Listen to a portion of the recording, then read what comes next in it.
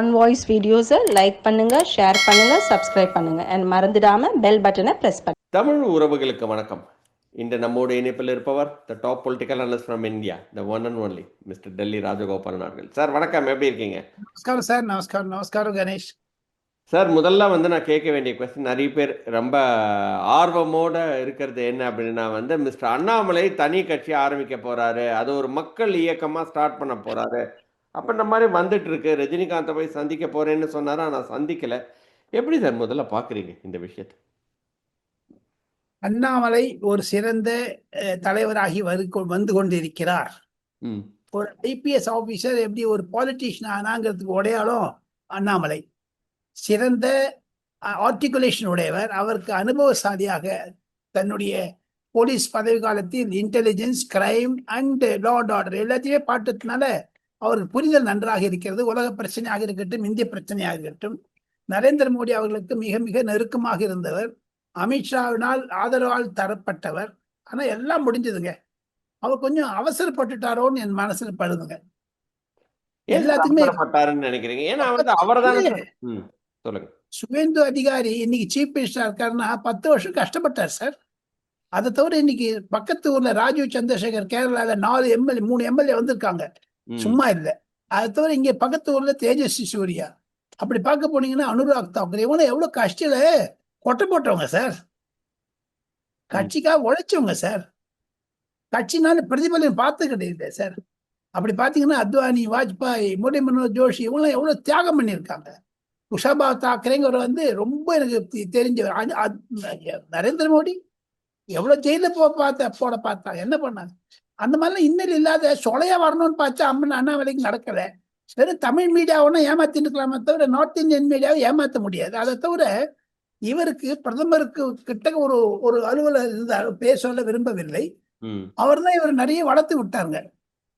Okay, PL Santhosh நிறைய வளர்த்து விட்டாருன்ற மாதிரி நம்ம பிஎல் சந்தோஷ் காலி ஆயிட்டாரு. நீங்க வேற இந்த நிதின் நவீன் வந்துட்ட அப்புறம் பிஎல் சந்தோஷுக்கு பையன் மாதிரி நிதின் நவீன் அவர் உயர்ல வந்துட்டாரு. இவர் கீழே இவர் அடுத்த மாசத்துல எடுத்துட்டு போறாங்களே.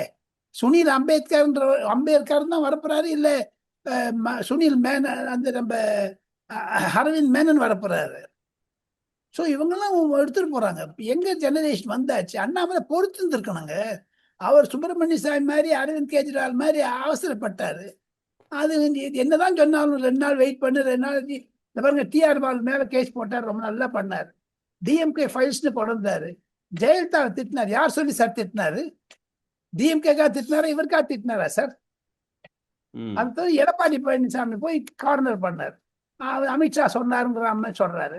கட்சியில் இருக்கும் எல்லாரும் எடுத்துட்டாரு. இவரோட இருந்தவங்கலாம் பாருங்க, சிடி நிர்மல்குமார் இன்னைக்கு மந்திரியா இருக்கான் சார். இவரோட பேட்ச்மேட்டு அருண்ராஜ் இன்னைக்கு மந்திரியா இருக்கார் சார். 2011 Indian revenue service. இவரோட எம்பி அந்த நம்ம திருவள்ளூர் எம்பி செந்தில்குமார், அவர் இப்போ எம்பியா இருக்காருங்க. இவர் பொறுத்து இருக்கணும் சார், அவசரப்பட்டார் சார். எனக்கு என்னமோ இவர் சுப்பிரமணிய சாமி மாதிரி ஆயிட்டு வராரோன்னு நினைக்கிறேன் சார். என்ன பிஜேபி இனிமேல் வச்சுக்க மாட்டாங்க சார். பயன்படுத்த முடியுமா சார்? நரேந்திர மோடியை பயன்படுத்த முடியுமா? டால் ஃபிகர். அவர் உங்க கார்ல ஆக்ஷன் பண்ணார் சார், உங்களை மரியாதை கொடுத்தார் சார். 2 பேர் மேல கேஸ் போடுறது, 2 பேர் மேல பண்றது, இவர் உள்ள இன்டர்னல் பாலிடிக்ஸ் பண்ணாரு. உண்மையா சொல்றேன், விஜய்க்கு என் மேல அதிகமா நம்பிக்கை இருக்கு சார். விஜய் நல்லா பண்ணுவாரு. இன்னைக்கு திருச்சி ஸ்பீக்கர் பாருங்க, எல்லாரையும் புகழ்ந்தார். சோசியல் ஜஸ்டிஸ் நான் கொண்டு வருவேன், உள்ள ஜனநாயகத்தை கொண்டு வருவேன் எல்லாம் சொன்னார். சோசியல் ஜஸ்டிஸ்னா என்ன சார்? பிராமின் ஹேட்ரட் தான் சோசியல் ஜஸ்டிஸ் சார். But Vijay says inclusive of Brahminism. அதுக்கு அவருக்கு ஒரு நமஸ்காரம், ஒரு சல்யூட். இவர் என்ன பண்ணாரு? அண்ணாமலை ஒரு ஆளுங்கெல்லாம் கட் பண்ணி வெளில அனுப்பிச்சிட்டார், சஸ்பெண்ட் பண்ண வச்சாரு. தப்பு. ஒரு மத்திய மந்திரியோட சண்டை போட்டாரு, ரொம்ப பாலிடிக்ஸ் பண்ண ஆரம்பிச்சார். அதனால அவருக்கு யானையே தன்மாலம். எங்கிட்ட ஒரு பெரிய சீனியர் லீடர் சொன்னார் சார், பிஜேபி லீடர், ஒரு பெரிய சீனியர் லீடர் கணேஷ்.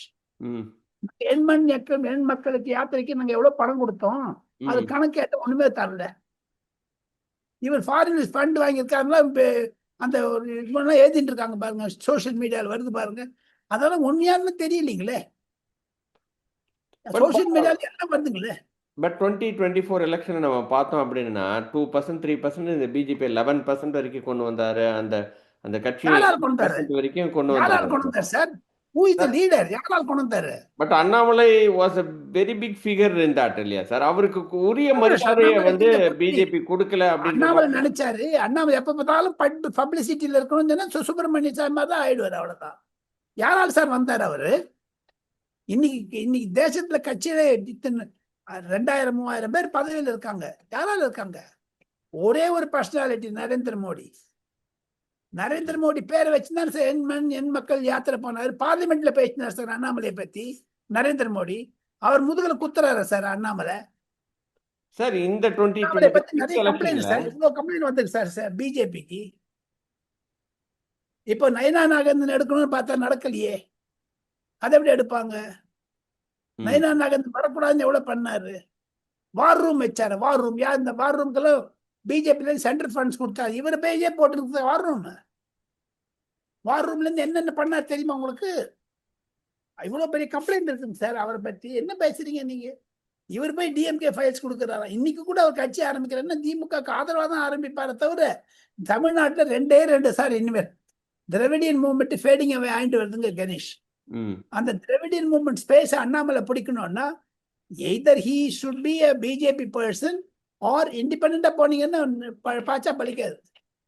வைகோ கூட பின்னாடி போயிடுவார் சார். இண்டிபெண்டா அவர் போக விரும்பல, ஆனா பிஜேபி தான் தள்ளி விடுது. ஏன்னா வந்து அவர் வந்து அதாவது வந்து தலைவர் போஸ்ட்ல இருந்தார். அவர் தலைவர் போஸ்ட்ல இருந்து கழட்டி விட்டுட்டாங்க. இன்னைக்கு பிஜேபி வந்து ஒரு சீட் 4லேருந்து ஒரு சீட் ஆயிடுச்சு.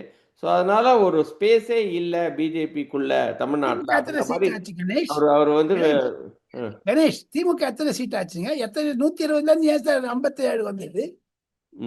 வேவு. நம்ம வந்து விஜய் வேறு நான் சொல்ல வரல. பொதுமக்கள் வந்து கொயிலேஷன் கவர்மெண்ட்டுக்கு தான் கொடுத்தாங்க. கூட்டாட்சி. பொதுமக்கள் வந்து ஓப்பனாவே சொன்னாங்க, இங்க வந்து கொயிலேஷன் கவர்மெண்ட் தான் வரணும், இல்லாம 107 கொடுத்தேன். இன்னைக்கு பாருங்க திருச்சியில பேச சொல்றாரு, பொதுமக்கள் கொடுத்த மதிக்கிறேன், தனிப்பெரும்பான்மை இல்லாட்டாலும் இன்னும் 10 சீட் கொடுத்துருந்தா நல்லா இருக்கும்னு சொன்னார் பாருங்க. அதுதான் கொடுத்தாங்க ஜனங்க. அப்படித்தானே கொடுத்தாங்க. தமிழ்நாட்டில் நடந்தது திமுகவுக்கு எதிர் வாக்கு சார். விஜய்க்கு விழுந்து சார். தைரியமா சொன்னார் ஸ்டாலின் சார்னுட்டு. இன்னமும் சொல்றாரு. ஆனா ஒண்ணு, இன்னைக்கு அவர் விஜயனுடைய திருச்சி ஸ்பீச்சில் பாத்தீங்கன்னா சில 3 முத்தாய கருத்துக்களை நான் சொல்ல ஆசைப்படுகிறேன். அண்ணாமலை விட்டுருங்க போதும். அண்ணாமலை இல்ல அதுக்கு முன்னாடி சார் பாஸ்கர் ஒரு கேள்வி கேட்டிருக்காரு. இனிமேல் தமிழ்நாட்டில் வந்து அண்ணாமலை வர்சஸ் தாவேகா தான் இருக்கும். அண்ணாமலை தனி கட்சி ஆரம்பிச்சுட்டாருன்னா, ஏன்னா is a very big follower Annamalai.